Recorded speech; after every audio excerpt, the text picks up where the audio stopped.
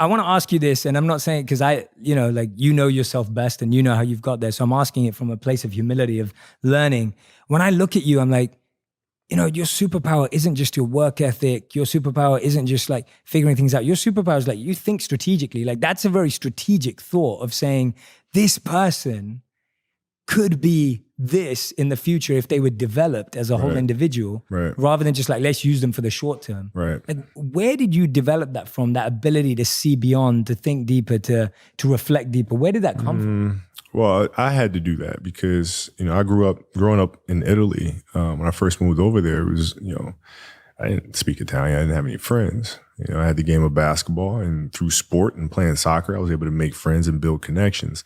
But it was a lot of time spent alone. And when I came back to the States, I wasn't the most athletic kid. I was really scrawny, like really, really skinny, and had like major knee issues because I was growing. So I was the dorky kid with high socks and big old knee pads.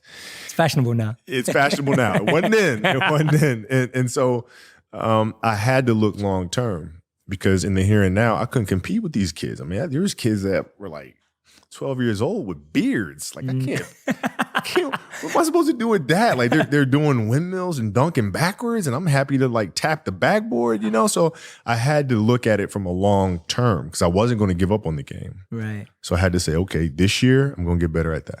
Next year, this, and then so forth and so on. And then patiently, I was able to catch them.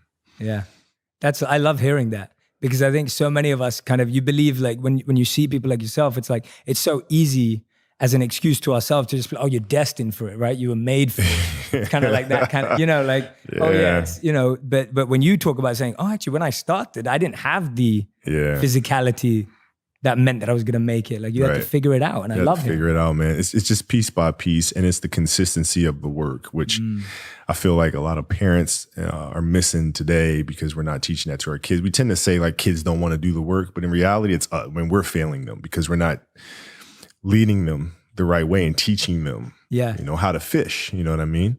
And so like the consistency of work, Monday, get better. Tuesday, get better. Wednesday, get better, right? And you do that over a period of time, not like 1 month or 2 months. I mean, it's 3, 4, 5, 6, 7, 8, 9, 10 years. And then you can get to where you want to go. Yeah. I think it was Bill Gates who was talking about that. He talks about how like we overestimate what we can do in 1 year and underestimate what we can do in 10 years. No doubt. Right? Like it's like that, No doubt. I think everyone thinks about it, like, what can I do right now? Like, how can I make it happen?